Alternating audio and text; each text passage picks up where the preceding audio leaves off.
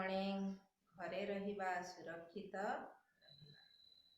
ଆଜି ଆମେ ଦ୍ୱିତୀୟ ଶ୍ରେଣୀର ଗଣିତ ପଢ଼ିବା। ଗୋଟିଏ ଗପ ଶୁଣିବା। ଥରେ ଗୋଟିଏ ମେଣ୍ଢା ଛୁଆ ତା ଆଈମାକୁ ଦେଖିବାକୁ ଯାଉଥିଲା।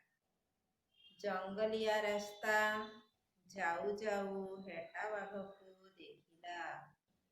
ହେଟା ବାଘ କହିଲା, ମୋତେ ବହୁତ ଭୋକ, ମୁଁ ତତେ ଖାଇବି।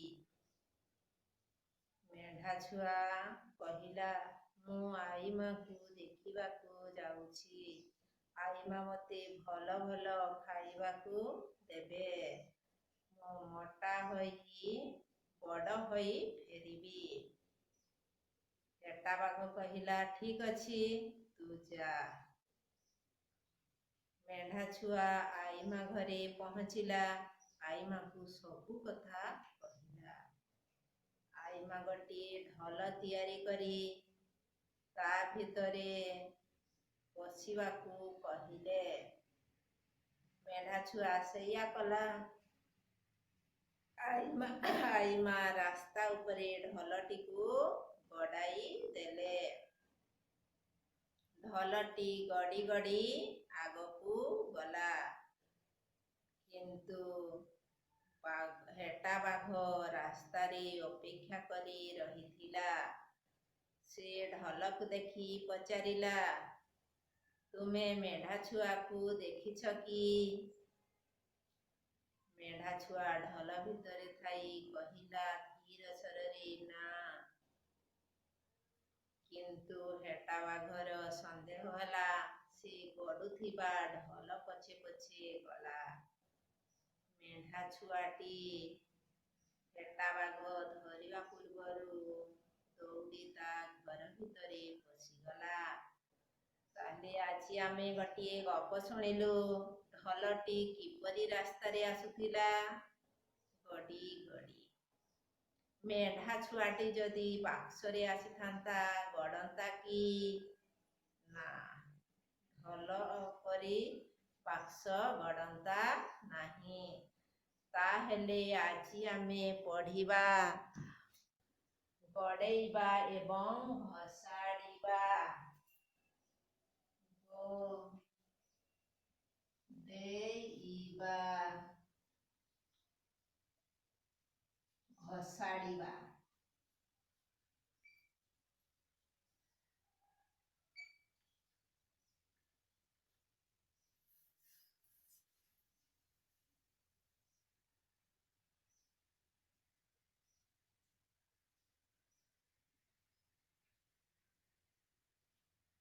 ତାହେଲେ କେଉଁ ଜିନିଷ ସବୁ ଗଡ଼େ?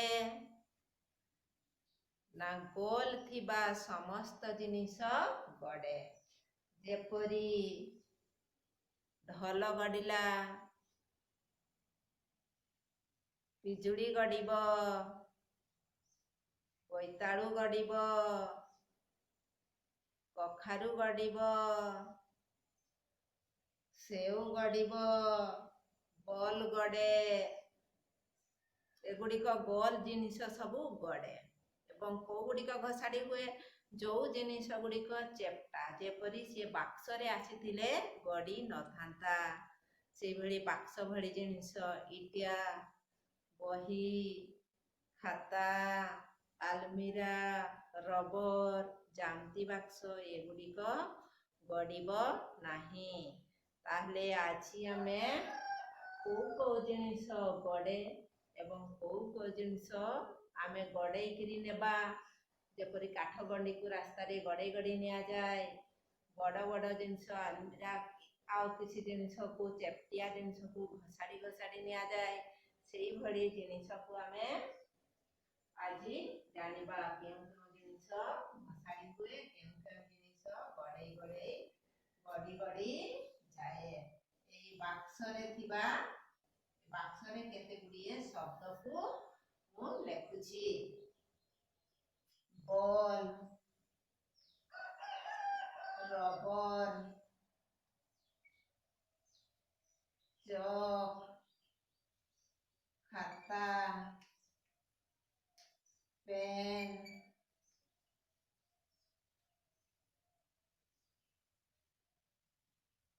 ବହି,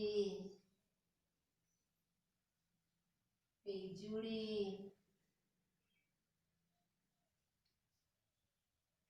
ଲେମ୍ବୁ,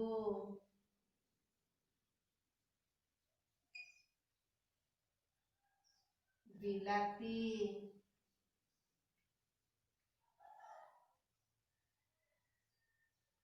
ଖଟ, ପଲଙ୍କ,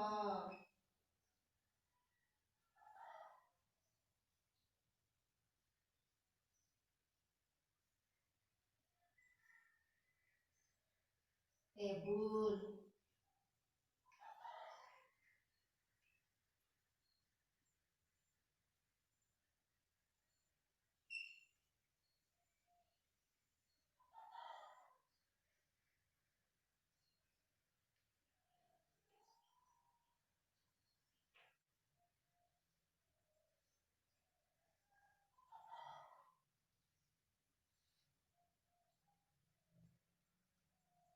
ତାহଲେ ଏଇଠୁ ଗଡି ପାରୁଥିବା ଜିନିଷକୁ ଆଣିକିରି ଏଇ ଫୁଲ ପାଖୁଡା ଭିତରେ ଏବଂ ଯେଉଁ ଜିନିଷ ଗୁଡିକ ଭସାଡି ହୁଏ, ଗଡେ ନାହିଁ, ସେହି ଜିନିଷ ଗୁଡିକ ପତ୍ର ଉପରେ ଲେଖ। ଏଠି ହେଲା ଗଡୁଥିବା ଜିନିଷକୁ ଲେଖିବ ଫୁଲ ପାଖୁଡା ଉପରେ ଏବଂ ଗଡୁ ନଥିବା ଜିନିଷକୁ ଏଇ ପତ୍ରରେ ଲେଖିବ। ଯେପରିକି ମୁଁ ଗୋଟିଏ ଲେଖି ଦଉଛି ବଲ, ଏଠି ଲେଖୁଛି ଟେବୁଲ।